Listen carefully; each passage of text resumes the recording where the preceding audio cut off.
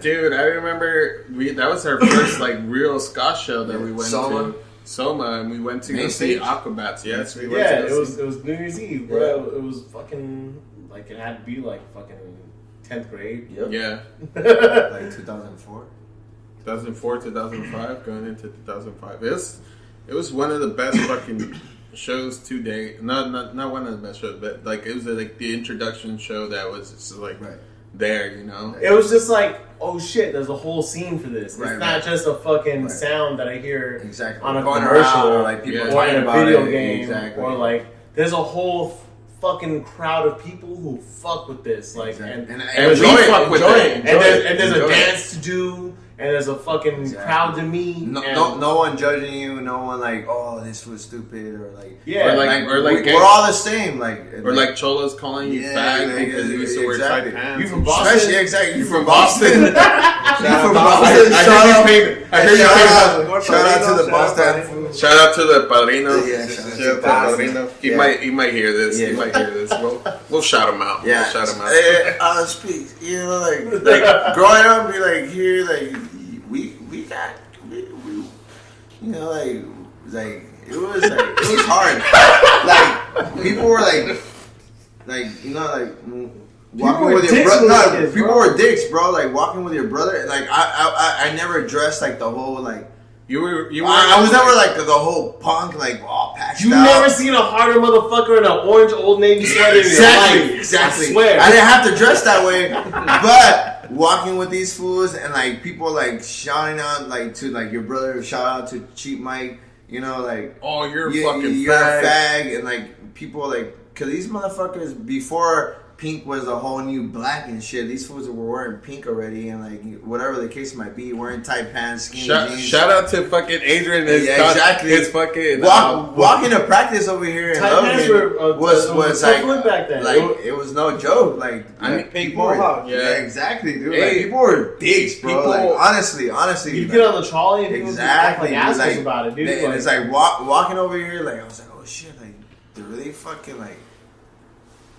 Talking shit to this guy because he's like wearing like a pink shoes or like he has pink hair. Like you don't even know this guy and you're fucking yelling something like that is so stupid, bro. Like why are you yelling that shit for? And it was like, what's your point? What are you getting out of it? And like, again, like going back to like what we said earlier, like the stigma is like fucking changing whatsoever. Now you see like. People like Little Yachty and all these other fools like wearing like super tight pants, and we're like, bro, we were doing it before it was popular. Dude, I mean, you know, shout out to what was it? I just seen, you know, Juice WRLD. Juice WRLD just died, and it was like, you know, when they keep showing these pictures, my man's got like studded vests on with like patches and you know shit like that, and you know, he's in interviews talking about what punk bands he likes, and it's cool, dude. Like, that's a good. I mean, I guess. If you look at a 21-year-old, I'm 31. If you look at somebody who was 10 years younger than me, then I guess that's the impact that I wanted, you know, was for people to start listening and to start paying attention to this type of shit beyond, you know, it's kind of what happened. We started throwing these shows in the hood, and, you know, we would start inviting the neighbors so we wouldn't get shut down. But then it put on everybody else. So what was like, oh shit, like there's this whole diverse. There's this whole thing going on over there. You got cholos there and like random ass. And again, that's what we were saying. Like fucking punk girls dating cholo guys and doing all these fucking crazy shit. And I know, like going back to throwing shows. If you don't have a punk ex-girlfriend who's married to like a cholo dude, you're not from San Diego. Get the fuck out of here. Like going back to throwing shows and shit. Like George.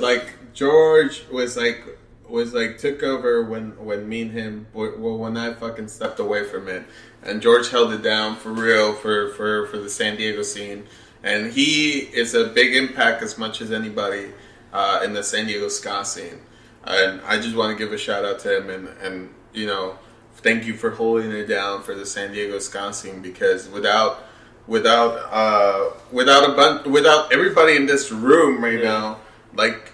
There wouldn't be a fucking scene for people to come up to. There wouldn't be shows at fucking Tower Bar with ska. There wouldn't be shows at Tilt 2. There wouldn't be shows at Space Bar. There wouldn't be shows like like out there, you know, where there wouldn't be accepted, you know. So like I want to give a thank you to you, bro, because I know like I couldn't keep up with some of the stuff that was going on and shit, but you kept it through, you know. So I want to give a big thank you to you and shit. To you guys too. If it wasn't for you guys, you know, it would never happened. All right, I got a question. So, what made you guys want to start doing this again? Like, what was the big push? Music. Songs had to get out, man. Like 10 years in the making, dude. Like, I love playing music. I love performing. So, I mean, you have to find the right catch. I remember, earlier we were telling Bernie that And for San Diego, too. Yeah. Yeah, bring it back, dude. We Can't let it die. We've always done it for like our city. So like the whole thing was like when he told me and like we know like we were like little kids from the hood and like we always like we just wanted to show like that we could like fucking like actually put good music out there and like people could enjoy like what we were doing and like all that time and effort like was like. And also, I heard a lot of people asking you, like, when are they coming back? And you kept on trying. That too. It was kind of annoying. Not annoying, but it was like it was kind of hard. It's hard answering the question because like people would ask. So many obstacles. I know So many because explanations. like I know I told you It's and like, I was like not having fake excuse or something. You know? not having Jeremy in the group was a whole different thing. Yeah. Whole dynamic because it was like you know like kind of like one of the guys that He was like the brain behind it, you know, on the heart. Yeah, and we didn't want to keep beating without him, and then you know George. And life happened. Exactly, he had to talk with him. Keep going. He said like you know like 10 years scouting, bro. Hey, shout out to fucking Jeremy for giving well, blessing, Jeremy, dude. exactly. He started this shit. Cause like if it wasn't for him, like you know like whatever you know like Total Waste and MCD.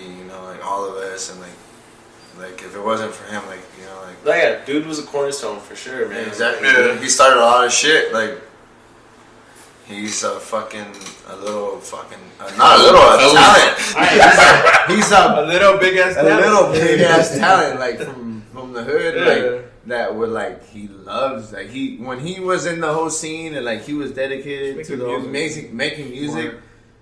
He was fucking talented. Like I said, like when we started this shit, like MCD, Mad Cow Disease, like he had like lyrics down and everything, and music down, and we just like came in, learned everything. Like we kept practicing and practicing. And practicing the whole year. Practicing. All of 3 was practicing. So we're like, when we played our first show, we didn't even practice that set anymore. We were practicing new songs because we had already learned like our prior set before, like. The set we were playing at our current shows, we weren't really practicing anymore because like we had other songs that we were working on already.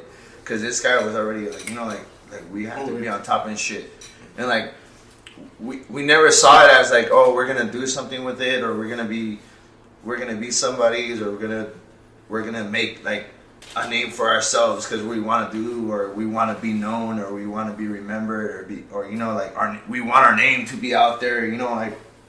We want to get a record deal or whatever the fucking case might be for, you know, some people that do music. It's like we did it because like we fucking love what we did, bro. Like we enjoyed from we the enjoyed show, you know, it was the impact of it and it was just... So, question. So, you said Jeremy had all those songs ready when you guys first started. How's the dynamic with writing songs now with you guys? Like, how do you guys go about that? Yeah, how is that? How is the new, like, go about with the... Which is adapting the style that we have. The shit we grew up with and, like, shit we went through and, like... So you know, growing up, your own lyrics. We write like, all our songs are ours. And, like every single fucking song we play is written by us. It was written by Jeremy. It was written by me. Or it was written by George. You know, like all written by us. Like you know, like and it's all shit that we've been through. All the shit that we grew up with. You know, like shit that we've seen or whatever the case might be. You know, it's like we just write about shit that we. No bullshit. No nothing like. Real shit.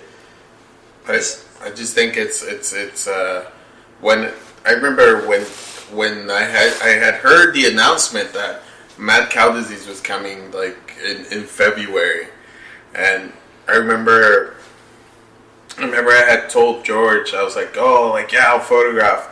And ironically, like a week, maybe like that week, maybe like 2 or 3 days before, my mom had just passed away. Rest in peace. And honestly, before you keep going, like his mom was like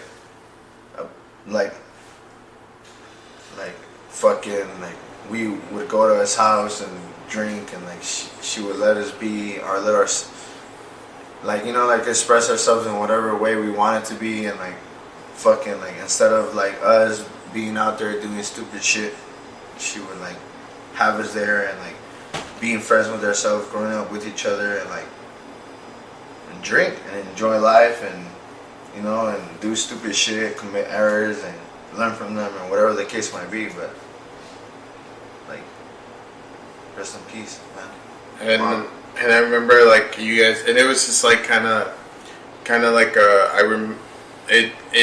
it felt like my mom was there when I was taking those photos, because like it was like a comeback. It was like a beautiful goodbye to my mom, but also a good welcome to, like, you know, wherever the afterlife. If people believe in afterlife and shit. Oh, yeah. But you know, it felt like a good goodbye to her, and a good hello to everything, you know. And then I remember after that, it was just like an explosion of you guys, and you guys keep on, you know, flowing the ska scene and stuff. Okay. And now the fact that I know we have, Yaya fucking playing like traditional skinhead music, and what's that other group? City something, really? The guys that play Three Punks. The skinhead. Oh yeah, so you have Soul Club going Soul around, Club. and then you have, you know, like you said, fucking Yaya and Conqueror Sound Systems out there right now. You know, there's a lot of different Shout out stuff. to Yaya. Yeah. There's a lot of stuff going on. Celebrity. At, you know, I mean, And just in San Diego in general right now, like, there's a lot of activity. yeah, and it's beautiful to see that the ska scene is not going away anytime soon, and you guys brought it back with the force, you know. I just want to ask Israel, like, what was like your first impressions of like Mad Cow Disease? Like, have you heard him before? Or, like, what? No, I never heard of him. My cousin told me about him. Shout out to Roger. You guys, Shout out. you guys don't know who his cousin is. And Roger. that's how I met George too. This motherfucker's always at the shows. Never got to see him. He would just tell me about him. And then we're here. Yeah. Yeah. So it's crazy, man, because I remember we went to LA together. I mean, all of us kind of like have been together at certain good aspects. Like now, this year long trip that you guys are taking right now, and it's just amazing. I was just telling Bernie, like, it felt tear dropping when I heard. When I saw you guys, when I was taking photos of you guys in LA, and it was like from 5 people to like fucking like 50 or 100 people like singing your song and fucking moshing and shit, and you know, like that felt so amazing and stuff. This whole new wave that you guys are creating and stuff. And I remember I was telling you, like, you need at least 2 more bands to really create like the ultimate ska scene and shit, you know. Like, and I think you guys are pulling it off. Like, Esquera was like one of them that was like took over you guys and stuff, and it was cool and dandy. And but like, you guys are the ultimate ska band that really needed to come back. I think if a Total Waits comes back, I know a huge leap of fucking punk scene would come back. You know. So 2005 all over again. Only if you guys were there. Like those were the scenes, like Hot Monkey Love, bro. Like, Shout out to Hot Monkey Love. Shout out. Rest in peace. Rest in peace. Seeing those Kung Fu Monkeys every other weekend at Hot Monkey Love. Paco. Yeah. Shout out. Fucking hip hop night. What shit used to be there. And the Sector Core show that never happened. Fucking True. Bank of America parking lot. Vodka. Who knows what the fuck you would drink at that time, but.